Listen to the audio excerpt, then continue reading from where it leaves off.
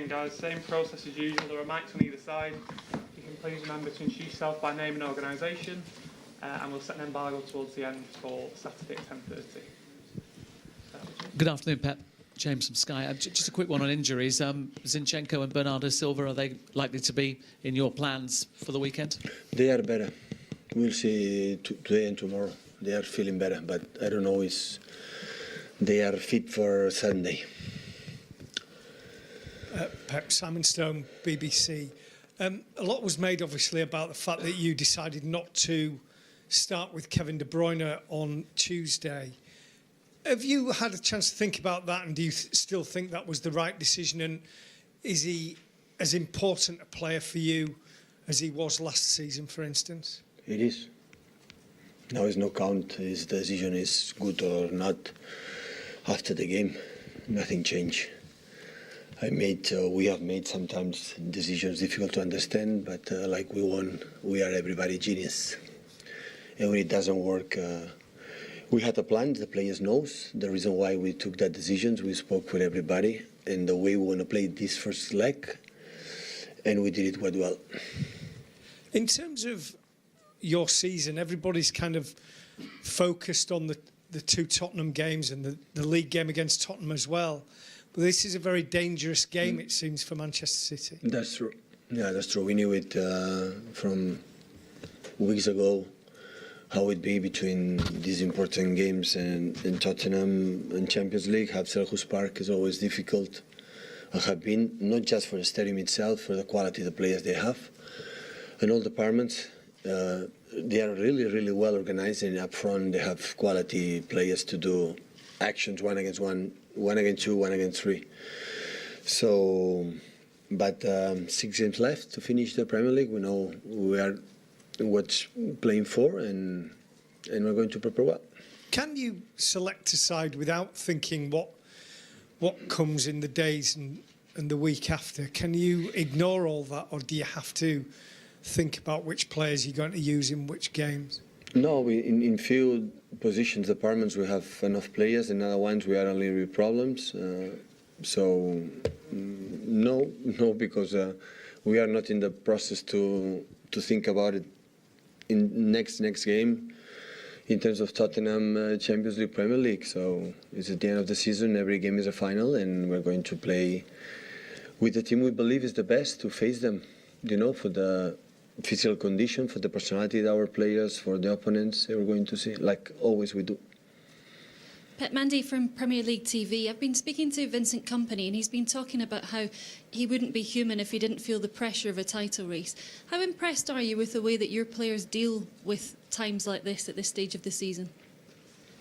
We have been 20 months incredible. So we lost, I think, 2 games in the last 23. So, and the way we lost. So I know how difficult is the Champions League and away and against Tottenham there, and we make a good performance. Yesterday I reviewed the game, and I had sometimes when you review the games, I had the feeling that I was wrong when I was watching the game in the right moment, the right tempo, and I have the quite similar feeling I had when it happened. So we tried to do what we spoke, and we did it quite well. Palace are obviously hoping to do the double over year. What are your memories of the game at the Etihad, and how impressed have you been with what Roy Hodgson's done this season? Well, they have done so well. I think they are 11 points out from the relegation zone. So away they had incredible results. I think it's a team with a lot of quality players, and the teams we are in the position, middle position, low position, is one of the teams with the better quality. They have Roy Hodgson is an experienced manager with a lot of quality, have lived different experiences in different countries, and he knows how to handle that situations. We cannot forget, especially last season when we took over as a manager in a position nobody trusts, he could, stay in the Premier League, and he did it, and this season make continuity what he has done last season. Hello, Pep, here on your left. Hi. This question doesn't have anything to do with any match. It's just a tactical thing. When you play 4-3-3 with one holding midfielder, everybody knows how it works. But how do you manage to be brave and to develop your game and the fluidity of the ball when you play with two holding midfielders in the build-up of the game? How do you to manage to still keep the same philosophy with this build-up? Yeah, and I think nothing changed the philosophy about the setup, the system you use. Football is a question of the spaces, so, and especially the intention you want to play. And with two, you want to help. Sometimes you're holding midfielder to have must be helped to make a build up, and after you have one less player in front, but you have more control in the positions you need it for any circumstances. For especially the last game, for the problems we had with a lot of players come back for the injuries, and especially in the left back, we didn't have too many options in that moment for that specific game to control the quality for Tottenham game. And sometimes we decide to Gundo to help in the build-up to Dino and for the other ones. But it's question of spaces. So if the players read exactly where are the spaces to make a build-up on the final third, that is not a problem. So you can attack and defense perfectly with 5 in the back or 3 in the back. You can make a perfect build-up with 3, with 2. Nothing changed too much because, for example, sometimes you play 4-3-3 in the setup, but when attacking midfielder come to receive the ball, we are making the build-up with 2 holding midfielders, not just with 1. So it's not a big issue about, it is not all the players are in the same position. Question the spaces, and it depends on the movements of the opponents, how they jump, how they defend. After that, you create the spaces. Read that is important in football. Read the moment you create the spaces. And for the specific that games, we decide to do that for different reasons that our players know it. Hi Pep, Andy Hampson from the Press Association. Ilkay Gundogan was quite strong in his comments after the game on Tuesday, suggesting that the team didn't respond well to the penalty setback and they do seem too nervous in Champions League games. Do you think he had a point at all? Well, I think I'm not agree with him. Absolutely not. So there are games when we concede a goal, we were a little bit there, but I think when we concede a goal, nothing happened.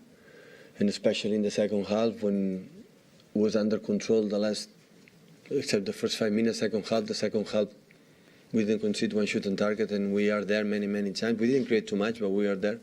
After when we conceded the goal, nothing didn't happen. So in other games, yes, that's true. So it was completely different. For example, against Schalke, when we won 0-1, and in 5 minutes we conceded 2. So when the game was not, our game in Hotspur was much better than in Schalke. The difference is Leroy put the ball at 50 yards in the corner, and in that game we missed the penalty. So that it was a little bit quite different in that situation because we were more in dangerous position, 10 against 11, 1 against 2 against Schalke than the game against Tottenham, by far. But we react quite well in both situations. When we missed the penalty in the beginning, especially Sergio reacted incredibly well, and he was mentally strong, and the team was stable.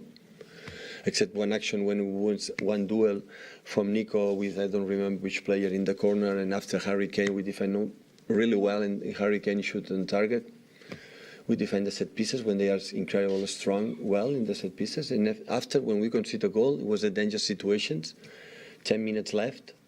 It didn't happen, nothing happened. We were there and we controlled it. So in that situation, if the fact that we feel the pressure, want to do it well, yeah, of course we want to do it well in all competition, especially in the Champions League, but the opponents play too, and they are good too.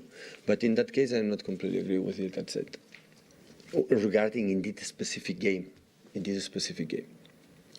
Hi, how are you? Francisco from TVI in Portugal. Before the press conference, we had a quick interview with Bernardo Silva. You praised him a number of times this season. I would like to ask you, which aspects do you think he improved the most since he arrived here in Manchester? And also in the national team, for example, in the last few seasons, sometimes he used to play more on the right wing and less in the middle. What do you think he can give? What is he giving to the team playing more in the middle? Which characteristics do you think will make him even more important in the future? Well, it's quite similar. I think he came as an incredible player, and he showed how incredible player he is. So he has to answer exactly what he changed his game since since he's here. So I don't know. And playing in a wide or playing more in the middle is quite similar because he's a fighter. He's a guy who runs a lot and helps us in defense. So smart, intelligent in the defensive movement. So intelligent, so clever, incredible clever. Know exactly when you come back inside, outside, and there. And with the ball is, you don't have to tell anything. So he reads exactly what he has to do in the decision maker. And he's top. In that he's top. When he's in the middle, he sees the spaces. When we're outside with aggressivity 1-against-1, when he with his movement attract 2 or 3 players, how is his man free? He decides always well. So he's an excellent player. Pep, David McDonald from the Daily Mirror. In the game against Tottenham, you'll be aware that Fernandinho hit Harry Kane with his elbow when they both came down from a challenge in what looked to be a deliberate act on the back of Kane's head. It wasn't picked up by VAR or the referee, but how important is it that your players don't get involved in those kind of situations? Because it could easily be a red card then, and you can ill afford to lose players, particularly of Fernandinho's importance at this stage of the season. So do you have to remind your players not to get involved in those kind of situations? First, I didn't see the situation, the action. Second one, yeah, they know it. They have to control themselves with that situation. Yeah. So you're not aware of that at all? I didn't see the image. Right.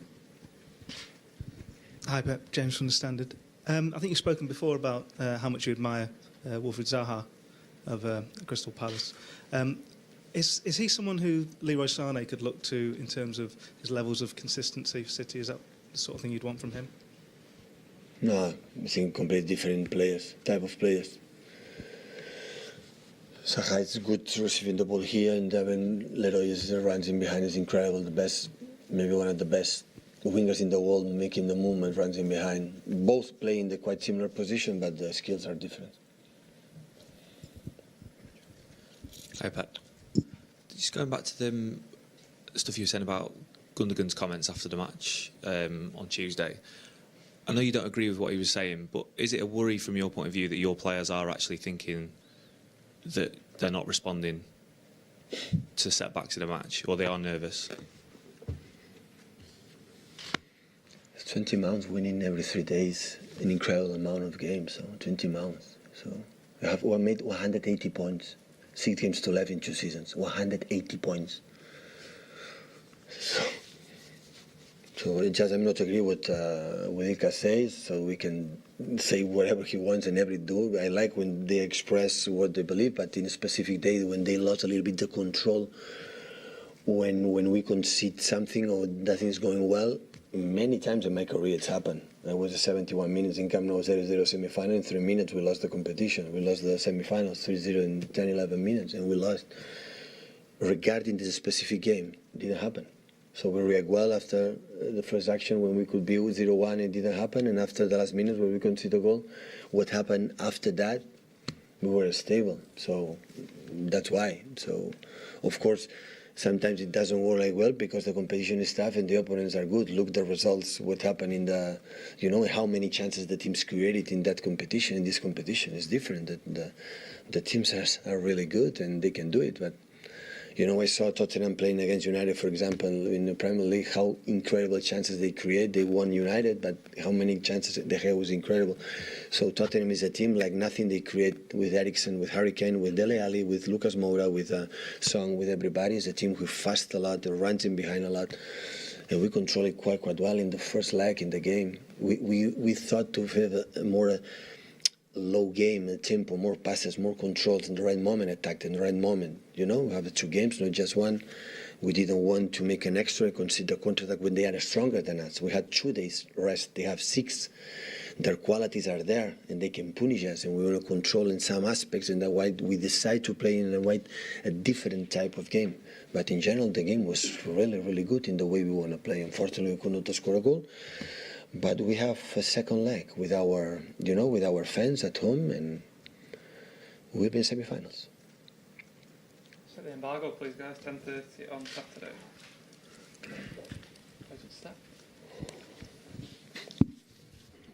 Hi, Pep. You've been asked